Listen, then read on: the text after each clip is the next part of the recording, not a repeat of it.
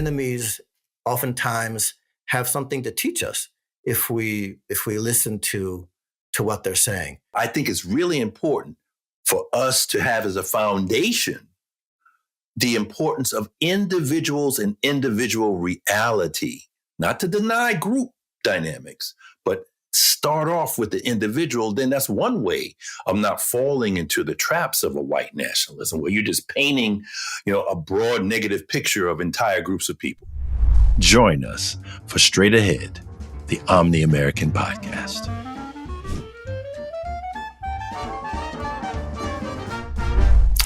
Welcome to Straight Ahead, the Omni-American podcast. I'm Greg Thomas, joined by my partner, Aryeh Tepper. How you doing today, man? I'm doing great, Greg. As always, a pleasure to be here with you. So, what will we be discussing today? Yeah, so today I want to, with your permission, I'd like to explore something together. I would like to explore something that begins in our present day journalistic culture wars, but then let's follow that and try to ascend to a more comprehensive perspective and think about the implications. I would like, in particular, to explore a story that begins with Tucker Carlson attacking Ben Shapiro twice in a little over the past year in a similar manner, which is kind of a strange manner relative to what was said and relative to the subject itself. And I would like to explore the possibility that in making these statements, Tucker Carlson was channeling the talking points, two main talking points of a white supremacist named Kevin McDonald. And then once we think through that, once we see the picture, and then we can start thinking about the implications of the story itself and the fact that we're having this conversation right now, and let's try to think that through. Sounds good to me. Now, one of the things I would like to say is that if the culture war were only journalistic, that would be great. Right. No, this isn't. But it's more than just journalism, baby. It's social, political, Yeah. So that's the first thing. Second thing absolutely. Second thing is that I think this topic is important now for many reasons. And I'd like you to, continue and share this story that you're talking about and put together the pieces of this puzzle. Okay, yeah, with pleasure. So, and then we will we'll then have a more comprehensive perspective as well, and go back and forth. So, Ben Shapiro was attacked by Tucker Carlson on a program called Breaking Points, and Carlson was making the claim that Ben Shapiro doesn't care about America at all. And he cared about a foreign conflict more than he does American interests. And then he listed, for instance, he talked about the problem of immigration, and he talked about young children addicted to drugs and killing themselves. There was a lot of consternation around some comments you made, I think by Ben Shapiro and others, where you were like, well, I've never seen this level of care about Americans who are dying of right. But there are people on the right who have spent the last 2 months every single day focused on a conflict in a foreign country as our own country becomes dangerously unstable on the brink of financial collapse, with tens of millions of people who shouldn't be here in the country. We don't know their identities or the purpose of their being here. Like stuff that's could destroy the country for real and make it impossible for my kids to live here. They've said nothing about that, and they're focused with laser intensity on foreign conflicts. And I'm like, at some point, I've got 4 kids. If I'm so caught up in the problems of my neighbor's children and completely ignoring my own children as they get addicted to drugs and kill themselves, I'm not against helping my neighbor's kids, but clearly I don't love my kids. I mean, that's the only logical conclusion, and they don't care about the country at all. And that's kind of their prerogative, but I do, because I have no choice, because I'm from here, my family's been here hundreds of years, I plan to stay here. Like, I'm shocked by how little they care about the country, and including the person you mentioned. And I can't imagine how someone like that could get an audience of people who claim to care about America, because he doesn't, obviously, right? Right. And there's this kind of disconnect, right? I mean, think together with me. You're attacking Ben Shapiro, and your response is to talk about the immigration problem and a drug problem, which would have to be, if we're talking about the white working class fentanyl, that's kind of a strange response. So how about the second comment? Right. So the second comment was after October 7th. And Candace Owens, if you remember, criticized Ben Shapiro for being emotionally unhinged.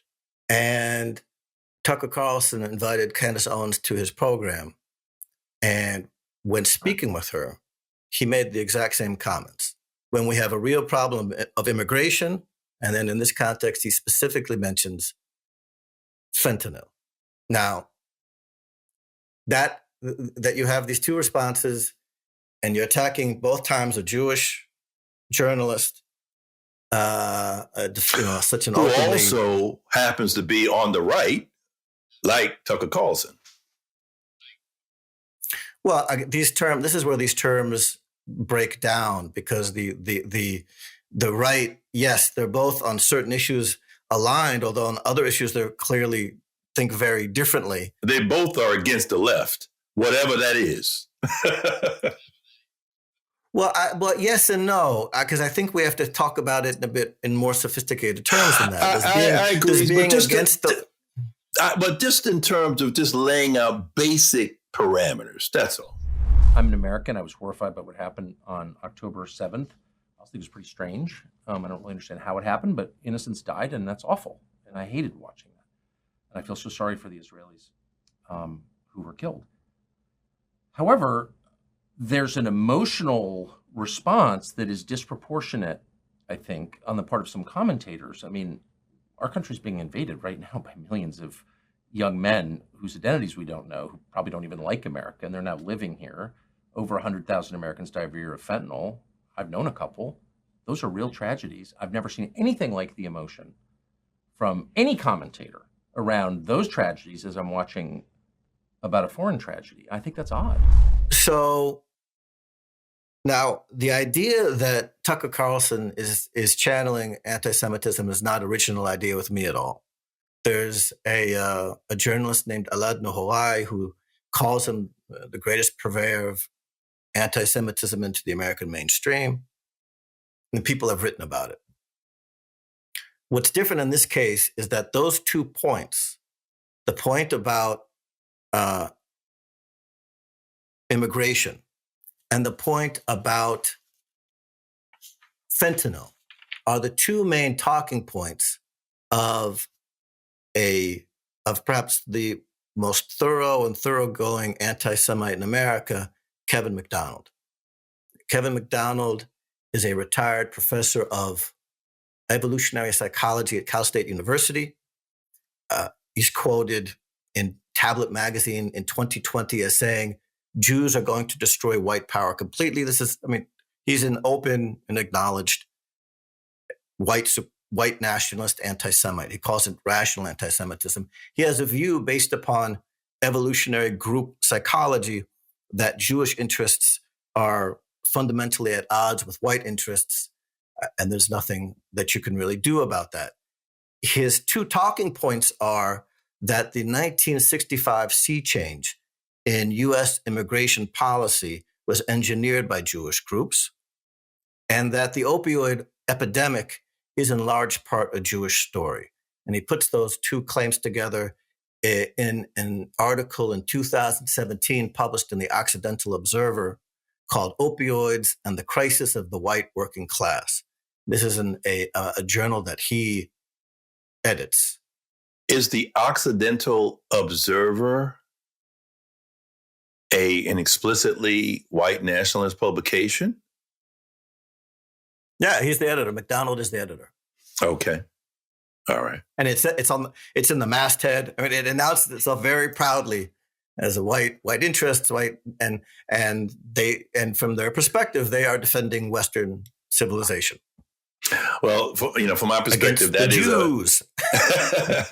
Now, of course, the Omni-American Future Project, we are against illiberalism, specifically in the forms of anti-Semitism and racism. And from my study of his work, after you turned his work on to me, you say, I think you should check this guy out. Part of his ideology is race realism, which we will talk about further, but I'm going to just plant that seed. I want you to continue with what you were saying about a piece of his that was published in the late 90s. Right. So in the late 90s, in an academic journal called Population and Environment, he published an article entitled Jewish Involvement in Shaping American Immigration Policy, 1881 to 1965. And in that, he announces it at the opening that any group, and he openly identifies, there it might be slightly concealed, although he distinguishes between Jews and Gentiles and Gentile interests. They're fundamentally opposed. And he says that any group that wants to guarantee its own survival has to take care of the issue of immigration. You can see that article in a sense as the script. And people have made the connection, I'm not the first to make the connection between Kevin McDonald, the connection between his thought and the idea, Charlottesville, 2017, Jews will not replace us. That point has been made before by others. What we have in this case with Tucker Carlson attacking Ben Shapiro are two cases where he has these responses that seem on the face of it to me to be a little bit strange. He just seemed to have, like he had this in the toolbox. He wanted to bust it out, and he wanted to pin it on Shapiro, and he was waiting for the opportunities. That's how it feels to me. I hear you. I would say that since it has been documented, at least in this case by the New York Times, that while he was a commentator on Fox News, Tucker Carlson at least 400 times riffed on replacement theory. So that also aligns with what you're talking about, because when in a Tablet magazine interview, the interviewer said to him that folks in Charlottesville took that from you, that you seem to be the source of that. He did not deny that.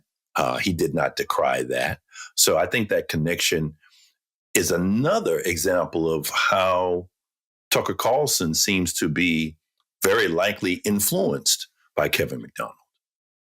So the next question then is, all right, so what do we can do with the fact that we're having this conversation? What does this mean at this time? I have one thought if to begin with, if I can share with you, which is that I think we would do well to read the thought of thoughtful anti-Semites and thoughtful racists. I know that might sound strange to people, but I think it's important that we do so.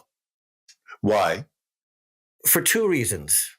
First, because of self-defense. I think we need to know what our enemies are thinking. I think prudence dictates that we assume that there is some enemy out there, at least as intelligent as we are. So that's A.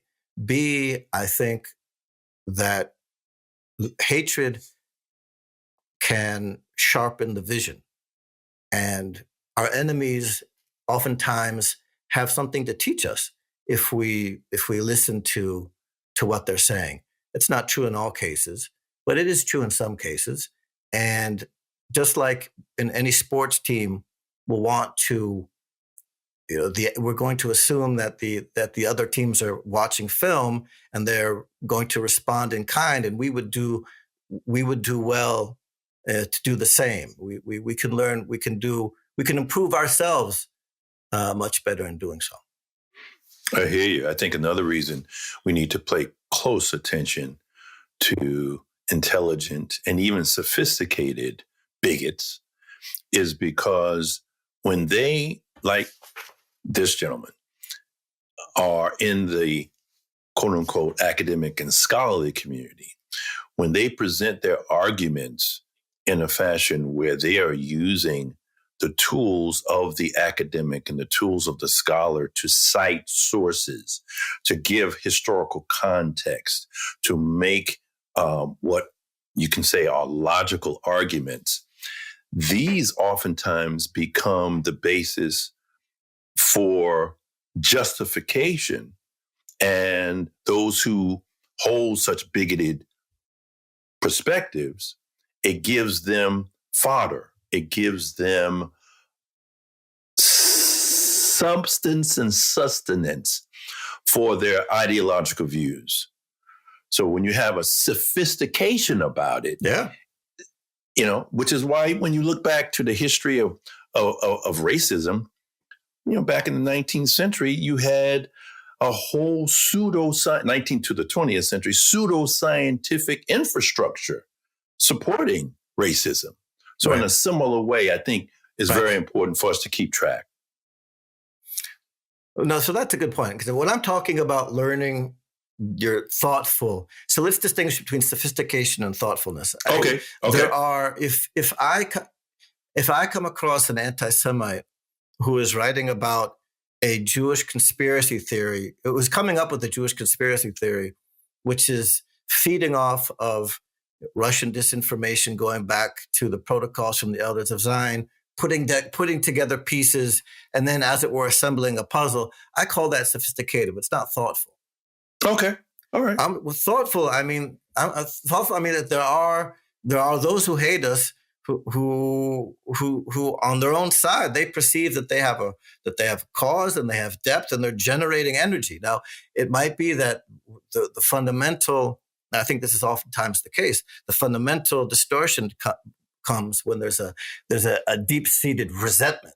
That's, I think, what we're seeing. Our traditional categories of right and left no longer hold. I think what brings together sometimes a healthier way of looking at the political field is if you lump together the parties of resentment, and on the other side the parties of let's call it heroic optimism.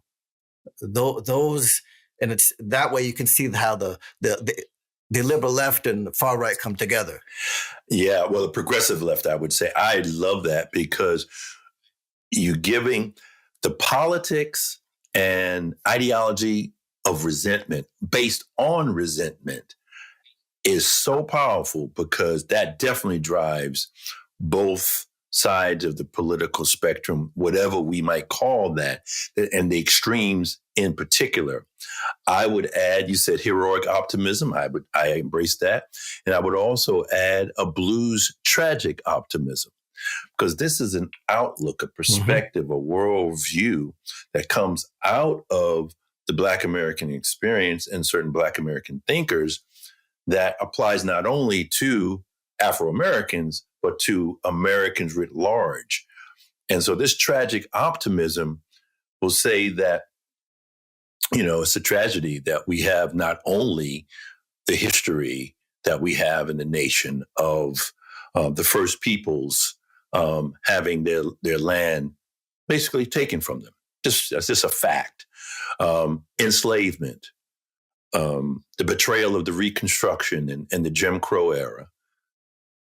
That's historical fact. And that's tragic. And our reality is tragic. But we can also be optimistic in that we look at how far we have come nonetheless. We look at, these other dimensions of life. Tragicomic is yet another one, because we have to have a way of maintaining joy and appreciating and affirming life in the midst of all this tragedy. So that's a philosophical perspective. No, if I could just look, one of the reasons why I love Zora Neale Hurston, who comes out of that same tradition, the American, the godmother of American moxie. She is such an individual. She's got her own. She possesses her own thought, and that's what most distinctly makes. And that's why she loves herself, and she can't understand why anyone would so idiotically brush someone off because of the color of their skin. And particularly her. and she, yeah, but yeah, I mean, y'all have to be crazy. You're out of your minds. You Right. are. So why am I bringing Zora Neale Hurston? Because what she did when she looked back upon history, and this is something which, from a Jewish perspective, resonates very deeply with me. She looks back. She said, oppression deepened the souls. Oppression strengthened the inner world of Black Americans. It might not be true in all cases, but it's true in her case, and it's true in other cases. And when you say it like that, you're able to look back at that horrible history, right? But you're able to say this with gratitude, with that, the gratitude not of saying thank God it happened, but with the gratitude of saying yes to all of life. Absolutely. And I want to focus on something that you described there. You said individual. See, now we get to aspects of classical liberalism that I think apply as a counterstatement to white nationalism. Because if you look at the work of Kevin McDonald, as you mentioned earlier, it's based on a evolutionary group dynamic. And I'm not saying that we don't have cultural and ethnic groups and traditions and histories. We do. But white nationalism in particular, as posited by McDonald and others, by focusing on quote unquote white people as a group and then conflating them with Europeans, then they look at Jewish folks who are certainly a multiplicitous group in terms of its history and its ethnicities and such. As one thing, it moves away from the individual basis of classical liberalism. So I think it's really important for us to have as a foundation the importance of individuals and individual reality, not to deny group dynamics, but start off with the individual. Then that's one way of not falling into the traps of a white nationalism, where you're just painting, a broad negative picture of entire groups of people. I'm concerned about the possibility of the spread of different. Tell me what you think. Different types of, I guess, variations on white nationalism, because the white working class in America is hurting, and it's hurting bad. And I don't see a lot of people, and I think this is where the populist right is gaining a lot of its strength. I don't see who's taking an interest in them. Well, it's so interesting that you talk about, left and right don't have the meaning that it used to. One point I think that justifies what you're saying, or that supports what you're saying, is that the working class of whatever quote unquote racial or ethnic background was traditionally in the 20th century aligned with Democrats and aligned with what we call the left.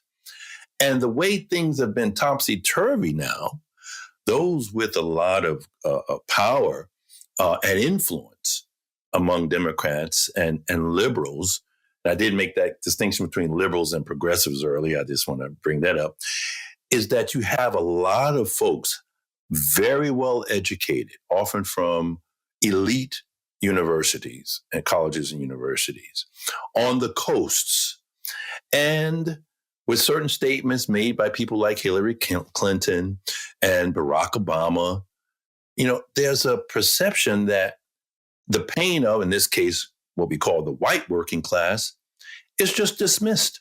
It's like, those people, they're not valued. So then you have someone like a demagogue, like Donald Trump, right, who in his whole history, if you can say one thing about Donald Trump, he knows about marketing very well.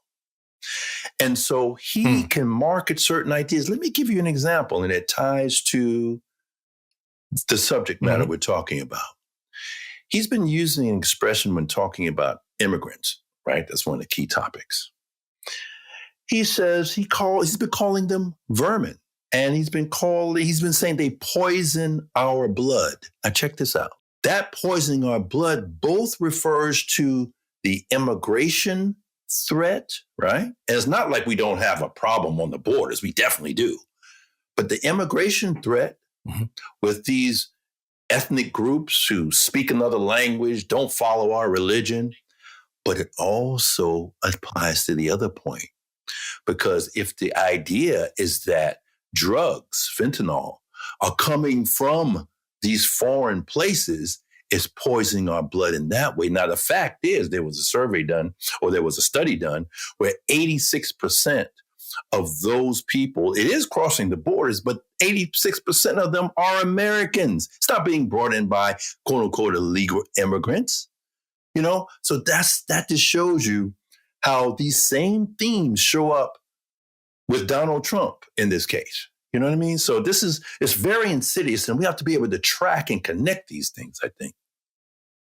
Right. And I think what you were saying, what I think is important is that you have to pay attention to the details and be able to look what's happening on the ground and make distinctions. Yeah, absolutely. I agree. And the thing is, making nuanced and subtle distinctions is not something that in our social media driven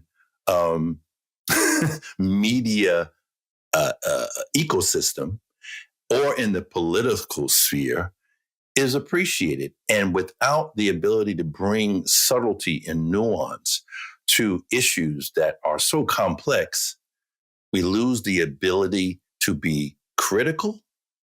We lose the ability to be fair.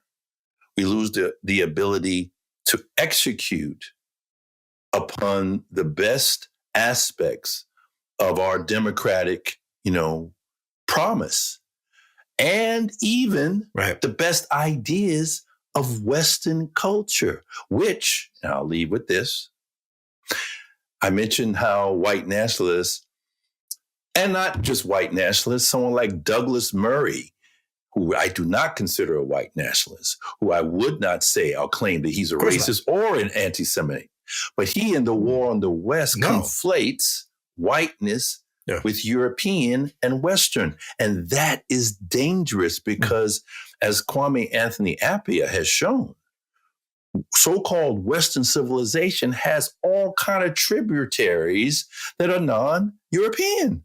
And that has to be acknowledged, So I just think that these kind of conversations that we're having, we're trying to shed more light instead of promoting propaganda or partisanship from one side or the other. And hopefully our audience will appreciate that. I hope so. And my last thought is talking about the necessity of precision, of having an adequate vision of reality. I think Albert Murray is particularly important in this context. This was an idea that he would often talk about, that you need to care for your language, because language is what enables us to see. When you're making these distinctions, when you're making these nuances, it's not just a matter of it's not only a moral question of fairness. I'm not implying that's what you intended, but I'm saying in general, the necessity of the nuance and the subtlety isn't just a question of fairness, nor being a kind of social good that we hope to create. It's also a matter of understanding reality more precisely, with more precision and more accuracy, and being able to navigate through reality accordingly. This is what he meant when he talked about literature as the telling effect of music. The stories that we tell are the way that we are able then to negotiate our difficulties and challenges ahead on the road. Absolutely, man. And I guess that's a good place to stop. Yeah, well, but I would add that Ralph Ellison, he talks about writers, American writers, having responsibility over the progression of the American language in the same way that we as individual citizens have the responsibility for the continuation and perpetuation through our own actions of democracy. So we begin with Tucker Carlson, but we end with Ralph Ellison. I say, job well done. All right. Thank you, man. All right. Thank you all for joining us. All right. We'll see you soon. Thank you for watching us on Straight Ahead, the Omni-American podcast. Subscribe today and fight for a future in which the many join as one against bigotry.